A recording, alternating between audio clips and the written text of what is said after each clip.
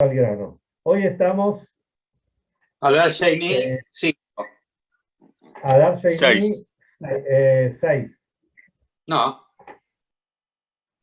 ¿Sí? 6. ¿Ayer no estuvimos juntos a la tarde? Ah, no. Tenés razón, No lo marqué sé. mal. Adar Sheni 6. Largo. Exactamente.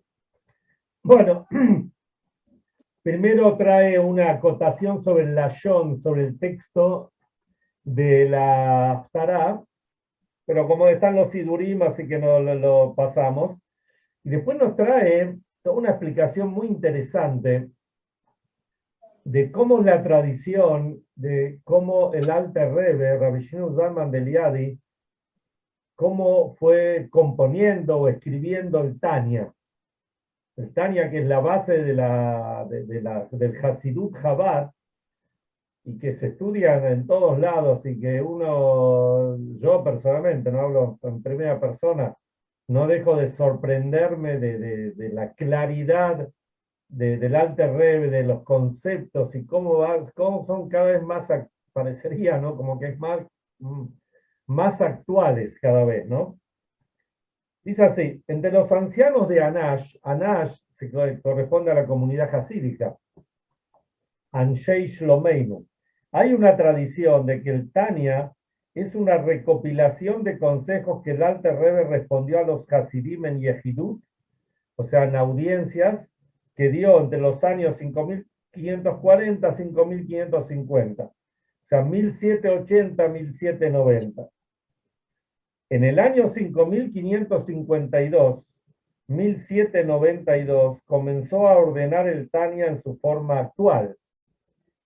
Y en el año 5553, 1793, ya había numerosas copias y con el correr del tiempo fueron deteriorándose y también comenzaron a falsificarlo. ¿Qué tal, Marcelo? Ahora después lo explico, lo aclaro un poquito más. ¿Quién era falsificado? Ahora lo voy a explicar. Vamos a la segunda versión y después lo explicamos. A ello se debe que el Alter Rebbe se haya apresurado a entregarlo a la imprenta. Hay otra versión: durante 20 años el Alter Rebbe escribió su libro Tania, revisando cuidadosamente cada palabra. En el año 5555, 1795, ya estaba depurado y límpido. Entonces permitió copiarlo. Cuando las copias fueron cuantiosas y con errores, lo entregó para imprimir. Y después termina diciendo que el Tzemach Tzedek contó que en el primer Rosh Hashanah de su vida, el año 1789, 5550, que el Tzemach Tzedek nació Erev Rosh Hashanah.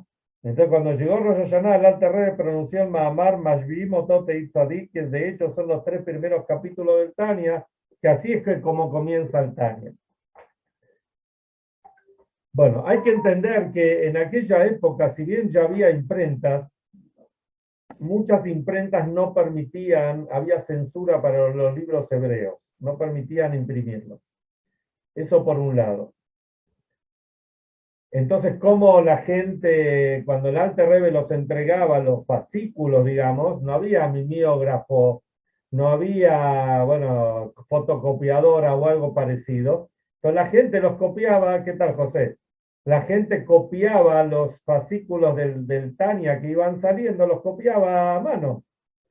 Incluso se copiaba con pluma. Imagínense tantas palabras. Entonces podían llevar, o de hecho llevaban, a que haya cierta confusión y haya errores. Errores no intencionales, pero a su vez había errores intencionales. Estaban aquellos detractores del Alter Rebbe que adrede cambiaban una palabrita acá, una palabrita allá, y cambiaban el sentido de la frase. Y después, cuando lo acusaron al Alter Rebbe ante las autoridades del zar, bueno, muchas cosas tenían que ver con estas falsificaciones de lo que el Alter Rebbe había escrito. Por eso lo mandó a imprimir. Y de hecho, como dice la segunda versión, que 20 años estuvo el Alter Rebbe pensando cada palabra y cada detalle de Tania. Incluso palabras que en hebreo es jule o vejule, que quiere decir etcétera o y etcétera. Eso también, cada letrita también el Alter Rebbe la pensó, porque cada letra, cada palabra puede cambiar, agregar, cortar el sentido de la frase.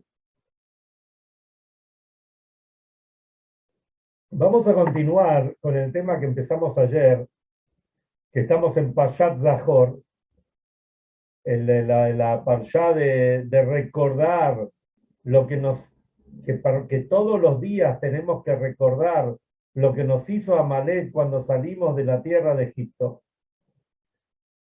Cuando salimos de Egipto, que nos vino, nos atacó, y como explicamos ayer, que era simplemente el odio, un odio sin sentido. No había un motivo por el cual Amalek tenía que atacarnos. Ya está en los chats, está el shiur. Si no lo escucharon bien o el que no lo escuchó puede escucharlo, que hay conceptos muy interesantes, muy básicos. Después, en el Tanaj, cuando cuenta ya en el Sefer Yoshua primero y después en Shoftim y en el Sefer Shmuel, más especialmente, cuando cuenta que entraron a la tierra de Israel, una de las primeras cosas que tenían que hacer era nombrar a un rey. Y una vez que nombraban al rey, el rey tenía que ocuparse de borrar el recuerdo de Amalek. Cuando iban a nombrar al rey,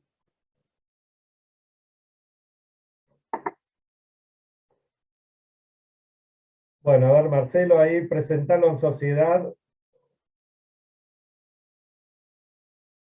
Marcelo, cuando pusiste la cara, miraste para el costado, no tenía dudas que estaba Jacob. Hola. ¿Qué tal? Es lo que hace un nieto, ¿eh? Nos alegra, nos cambia el día. Bueno, Baruch Hashem. Hola, Ingele. Estás saludando. Muy bien, ¿eh? Ya de chiquito quiere escuchar Shiur. Muy bien. Bueno, pasaste la prueba. Bueno, sigamos. Entonces, bueno, cuando tenían que nombrar a un rey, entonces Shmuel, que era el profeta en ese momento, buscó entre todas las tribus. Y como cuenta la historia, llegó a la tribu de Binyamin y ahí encontró un muchacho que era un tzadik y muy estudioso de la Torá y muy preparado. Y ese muchacho pasó a ser el primer rey de Israel, que se llamó Shaul Amelech. Pasó el tiempo y llegó la orden de Hashem que estaban próximos a enfrentarse con el rey Agag de Amalek. Cuando vemos en la Megilat Esther, en los rollos de Esther, cuando habla de Agag, cuando habla de Amán, dice, entre otros adjetivos, le pone el Agagí, el Agagita. ¿Por qué? Porque era un descendiente, no sé si era un nieto, descendiente directo de Agag, el rey de Amalek.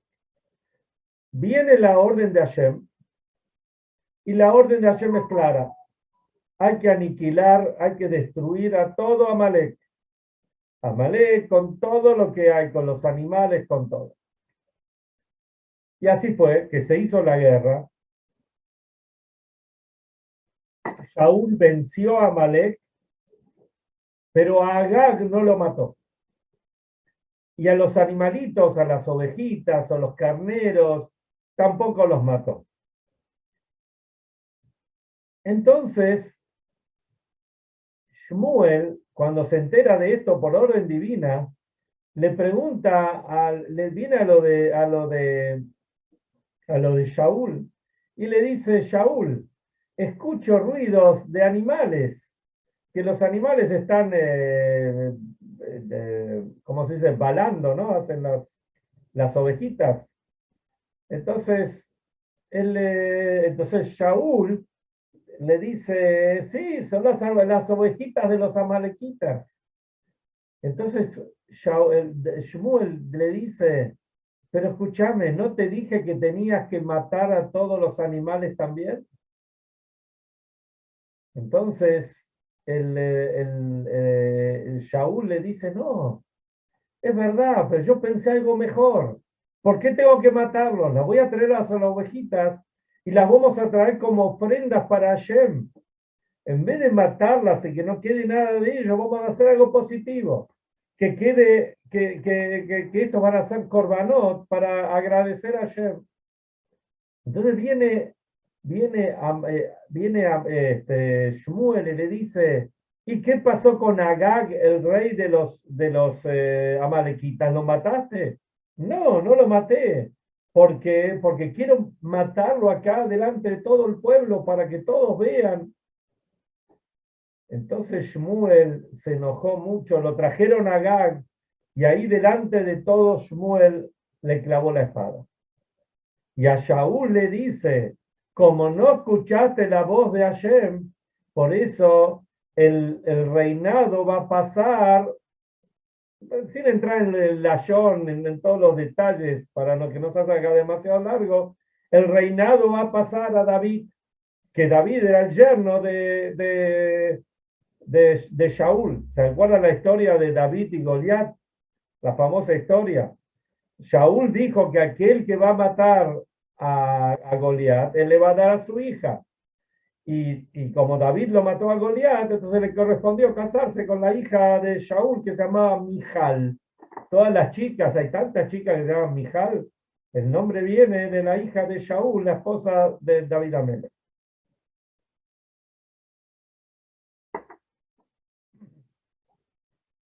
A simple vista no se entiende. Shaul no era un Hasbe Shalom, no era ningún tonto. Era un tipo muy inteligente. Era un tzadik. Si no hubiese sido un tzadik, no lo hubiesen nombrado el rey de Israel. Entonces, y la intención de Shaul fue la mejor. La intención de Shaul fue de traer korbanot para Hashem, de matarlo a Agag delante de todo el mundo, de todo el pueblo, para que vean lo que se hace con esto. Pero el problema está que Shaul no supo escuchar la orden. Y esto es uno de los temas que tenemos hoy en día en las relaciones humanas. Todos queremos hablar y no sabemos escuchar. Para saber escuchar hay que estar batel, hay que anularse al otro. Si nosotros no nos anulamos al otro, vamos a escuchar palabras que el otro dijo, pero no vamos a entender lo que el otro dijo. ¿Por qué Hashem quería borrar el recuerdo de Amalek? Ya lo estudiamos ayer. Shaul escuchó las palabras de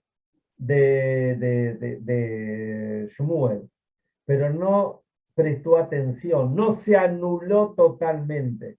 Él le puso tambadat, él le puso su propia inteligencia. Y no siempre hay que poner la propia inteligencia cuando se trata de determinados temas. Vi que hablar cuando se trata de temas de Torah y Mitzvot. Pasaron unos años y Shaul muere en la batalla, en una batalla. Cuando Shaul muere, David asume como rey. David y ya quedó la casa de David. En un momento de la vida de David, el Arón HaKodesh había quedado en posesión de una persona que se llamaba Edom Agagí. Estaba ahí el Arón HaKodesh. David Amelech fue y lo rescató. ¿Vieron cuando hacemos una Hnasat Sefer Torah? Cuando se ingresa un nuevo Sefer Torah a un Shil nuevo, a un Betacreset nuevo, que se baila, se baila, se lo lleva debajo de una jupá y se baila por las calles o por donde se pueda, y después salen todos los Sifrei Torah a recibirlos, y se hacen las Zakafot como si fuera Simchat Torah, etcétera, etcétera. Así fue la fiesta de cuando se trajo la Arona Kodesh, que David lo llevó al Ir David. El Ir David es al lado ahí de la zona del Bet HaMikdash, del Kote, abajo. Por lo menos hoy en día lo llaman ahí Ir David. No sé si geográficamente es exacto ahí. Cuando David estaba llevando a la Arona Kodesh, David estaba fuera de sí. Bailaba y daba vueltas carnera y saltaba y estaba en otra dimensión. Hasta tal punto que la esposa, Mijal, lo vio por la ventana y dijo, no está bien lo que está haciendo David. Y cuando David llegó a la casa, y lo primero que Mijal le dijo, qué bueno que trajiste el Arona Kodesh, pero no es para tu cabot, no es el cabot de un melech, del rey, que está haciendo esas payasadas, porque parecían payasadas que le estaba haciendo la gente, todo el mundo se burlaba o se iba a burlar de David. Entonces David le dice a Mijal, uno puede mirar el Lashon con el texto, que de repente por ahí no se entiende, pero si uno lo desmenuza y lo va a entender. David le dice, ¿y vos qué te crees? ¿Que yo voy a hacer lo mismo que hizo tu papá?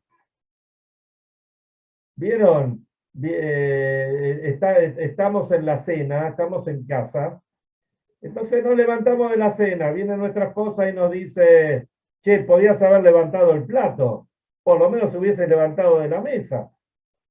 Entonces uno le puede decir, sí, tenés razón, levantamos la mesa y lo ponemos. Uno le puede decir, ¿y qué? ¿Qué quieres que sea como tu papá, que hace no sé qué y que sé cuándo? Y ahí empiezan todas las discusiones, que me dijo, que no dijo, que mi papá, que mi mamá, que mi tío, que mi tía, lo que sea. No digo que pase, puede pasar, alguna vez pasa, no importa. ¿Y esto por qué es? La realidad no es que David le quiso decir, tirar la bronca, que el padre anda las cosas que hacía. Lo que le quiso decir, que cuando el padre tuvo todo el episodio con Agag, el rey de los amalequitas, y con el ganado de los amalequim, Shaul puso su cabeza, puso su propio segel. Él escuchó lo que decía su voz interior y no escuchó lo que la voz de los otros le decía. La voz de Hashem en este caso le decía. Por el otro lado, David le dice, yo estoy fuera de sí, yo acá estoy alabando a Hashem. Y cuando uno alaba a Hashem, ¿qué importa cómo la alaba? Como cuenta en el Mahamar del casamiento, Lejado Likrat Kalá, que trae de la Gemara, que los distintos rabanim, cuando bailaban delante de la novia, uno bailaba con hojas de hadás, de mirto, y otro hacía piruetas con fuego. Uno puede decir, es un payaso este es un rab, este es un payaso. Me acuerdo cuando, salvando las distancias, ¿no? Uno no quiere compararse, pero para que se pueda entender, que lo conté otras veces, cuando estaba en Concordia, yo me iba a jugar al fútbol o al básquet con los pibes, para después los atraía, me los llevaba, los invitaba, era la forma de estar con ellos, y después los invitaba a mi casa. Entonces después la gente opinaba, ¿vieron? La gente opina de todo. Entonces algunos decían, qué bien el rabino que va a jugar con los pibes. Y otro decía, mira, el rabino no tiene lo que hacer que ir a jugar con los pibes. ¿Entienden? O sea, ¿cuál es el concepto? El concepto es que uno, para cumplir Torah y Mitzvot, tenemos que saber escuchar. Y para saber escuchar, tenemos que salir un poco de nosotros, tenemos que anularnos. Eso en hebreo se dice lehakshiv, akshavá, prestar atención a lo que el otro dice. Nosotros muchas veces uno ve conversaciones de dos personas, uno habla y el otro le habla encima, y el otro le habla encima, el otro le habla encima. Llegan los videitos de los programas así que discuten de fútbol o de política, lo que sea, y todos gritan. Uno habla encima del otro. Para un poco, hay que saber escuchar. Uno tiene que estar batel, especialmente cuando se trata de Torah y Mitzvot. Había un rab muy grande que ya hemos hablado acá otras veces, que era Rabbi Meir Shapira. Era el rebe, porque era un hasid. Estuvo en el casamiento del rebe, estuvo charlando con nuestro rebe. Fue el que creó, el que fundó la gran yeshiva de Jajmei Lublin. Antes de la Segunda Guerra Mundial, en los años 20, 30, funcionó. Una yeshiva que para esa época era algo espectacular, con calefacción, con dormitorios, con todo. El Rab, se puede decir, se entregó la vida, de hecho falleció joven, entregó la vida para que la yeshiva sea algo maravilloso. De hecho, después los nazis lo agarraron, confiscaron el edificio y tengo entendido que últimamente ya o los últimos años lo devolvieron. Entonces él tenía que juntar. ¿Cómo lo logró eso? No era un tipo, no era un businessman, no era un comerciante, él tenía que juntar el dinero. Entonces varias veces viajó a Estados Unidos. Una de las veces que viaja a Estados Unidos estaba en New York y va a la gran sinagoga, no sé, una de las grandes sinagogas ahí de New York. Y se llenó para venir a escucharlo al Rab Meir Shapira, al Rab de Lublin. Entonces, un montón de gente había y venían a escucharlo, a escuchar el Yiddish, es como la gente que recordaba todavía cuando vivía en el Alterheim, en Polonia, en Rusia, en Ucrania, en Bielorrusia, Moldavia, Hungría, etc. Escuchar a un tzadik así se llenó. Y había un pibito ahí, un nene de 8 o 10 años, que el Rab, mientras estaba dando la drayá, mientras estaba dando el discurso, veía como que el chico asentaba, ¿no? Y el Reb estaba hablando cosas muy profundas. Cuando terminó de dar el discurso, entonces el Rab, después de saludar a la gente, se le acercó al chico le preguntó, ¿cómo te llamas? Le dijo, Itzhak. Entonces le dice, ¿ves que estabas escuchando? Que estabas prestando atención, que asentabas lo que decía. ¿Entendiste lo que yo decía? Entonces el chico le dijo, sí. ¿Qué entendiste? Le dice el Rab. Le dice, entendí que usted necesita plata. Así le dice el chico. Entonces el Rab los mira a todos los que están alrededor de él y dice, me parece que es el único que entendió lo que yo quería decir. ¿Está bien? Este es el point, este es el punto. Entender, escuchar al otro y entender lo que el otro necesita. Otro maíz para terminar, para entender lo que significa comprender. Este maíz del Rebbe de Lublin es un maíz verdadero, conocido. El que voy a contar ahora no lo sé, pero podría ser verdad. Como ejemplo seguro que es bueno. Había un pueblito que tenían que elegir un nuevo rab. Entonces, y los dos tenían, de acuerdo al currículum, los dos tenían una buenos antecedentes, y los dos, digamos, aplicaban para el puesto. Imagínense que esos pueblos eran pueblos llenos de Yehudim y no se necesitaba un rab que realmente sepa contestar, entienda a la gente, etc. Entonces dijeron así, el próximo Shabbat vamos a hacer que cada uno diga una drasha, cada uno habla al público. Shabbat es cuando viene toda la gente, vienen los hombres, vienen las mujeres, lo van a escuchar, va a ser parecido al que dijimos antes, ¿no? La gente lo va a escuchar y después que la gente decida cuál le gustó más. Entonces, para que cada uno pueda prepararse bien, le dieron a cada uno una habitación en el hotel, en el hotel ahí del pueblo, y que cada uno esté solo, pueda prepararse la drayá. A ver, no era simplemente decir palabras, sino había que Habría que ensayar, que tengan tiempo toda la noche para prepararse sobre la draya. Perfecto.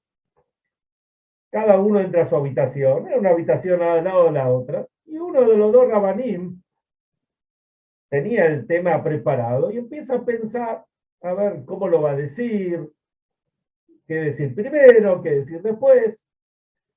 Y él escucha al otro rab que está ensayando el discurso. Entonces, cuando lo escucha dice, estoy en el horno. El tipo levanta la voz, tiene momentos, momentos que habla con más intensidad, levanta la voz, baja, un lenguaje maravilloso. Y así está toda la noche ensayando.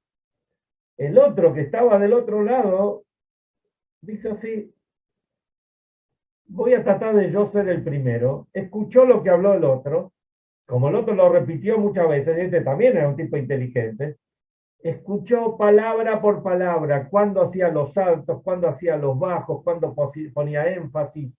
Bueno, a la mañana temprano se va al Shil y le dice al Gabe, le dice, mire, si a usted no le molesta, yo quiero hablar primero que el otro. Yo quiero ser el primero en hablar. ¿Qué sé yo? El otro dice, ¿qué diferencia hay? Tienen que hablar los dos. ¿Querés hablar primero? Habla primero. Llega el momento de los discursos. Este rab, sube a la bimá y se pone a decir el discurso palabra por palabra como lo había escuchado del otro. Y así mirando así de costadito, le pegaba una miradita a ver si el otro se ponía colorado, se ponía mal. El otro no se inmutaba. Terminó de decir la drayá palabra por palabra, intención, todo igual que el otro había dicho. Le dan la palabra al segundo rab y le dice así. Ustedes piensan que un rab tiene que saber hablar y tiene que saber decir una buena drayá, un buen discurso, las distintas oportunidades, cuando está en el shil, cuando está en el cementerio, cuando hay una fiesta, un bar mitzvah, un casamiento. Eso es verdad. Pero lo más importante que necesita un rab, dice él, es saber escuchar a los demás. Lo que estamos hablando acá, lehakshiv, saber escuchar a los demás. Y para que ustedes vean cómo yo sé escuchar, les voy a repetir la drayá que dijo el rab antes que yo. Y repitió palabra por palabra la drayá que el otro había dicho. Muy buena. Muy buena. Muy bueno, ¿eh? Es muy Sí. bueno este ejemplo. No es mío, lo escuché. Es muy bueno. Y este es el punto. El punto es que aprendemos de Shaul Amelech y de David Amelech. El punto es saber escuchar al otro. No meter, cuando uno recibe una orden, estar batel. Yo escuché muchas veces, hay gente que va a escuchar discursos o va a escuchar conferencias y no le interesa lo que el otro va a decir, o mejor dicho, le interesa lo que va a decir y cuando termina el discurso, él tiene su propia, qué sé yo, digamos, es una conferencia de medicina, ¿no es cierto? Entonces viene un gran profesor que va a hablar sobre, qué sé yo, las coronarias, sobre qué sé yo, algo relacionado con el corazón. Entonces viene un gran cardiólogo, lo viene a escuchar, pero la intención de él es, cuando termine la conferencia, no le importa lo que el tipo dijo, que por ahí seguro dijo cosas interesantes. Viene es hacerlo en Yiddish, se dice option, bajarle todas las cosas que él dijo, mostrarle que no sabe nada. No es así. Uno que cuando escucha, tiene que prestar atención, escuchar al otro. Entonces, lo de Shaul seguro fue muy grande, pero el Mashiach es un descendiente de David Amelech. Y David Amelech sabía escuchar. David Amelech, cuando vino Natán a Naví, el profeta Natán, y con esto termino, le dijo, ¿te equivocaste con esto? David Amelech dijo, sí, tenés razón, me equivoqué. Hizo teshuvá, y estuvo toda la vida haciendo teshuvá. como dice el pasuk, Belibí halal bekirri, tenía en el corazón tengo un agujero. ¿Por qué? Porque Ariel Tzerará lo mató con los ayunos y con toda la teshuvá que le estuvo haciendo por los errores que él creyó haber cometido. ¿No es cierto? Y de ahí viene el Mashiach. Equivocarse no podemos equivocar todos, pero saber escuchar es algo maravilloso. Que sepamos escuchar y captemos el mensaje y cada uno aportemos lo que hace falta para que Mashiach llegue inmediatamente.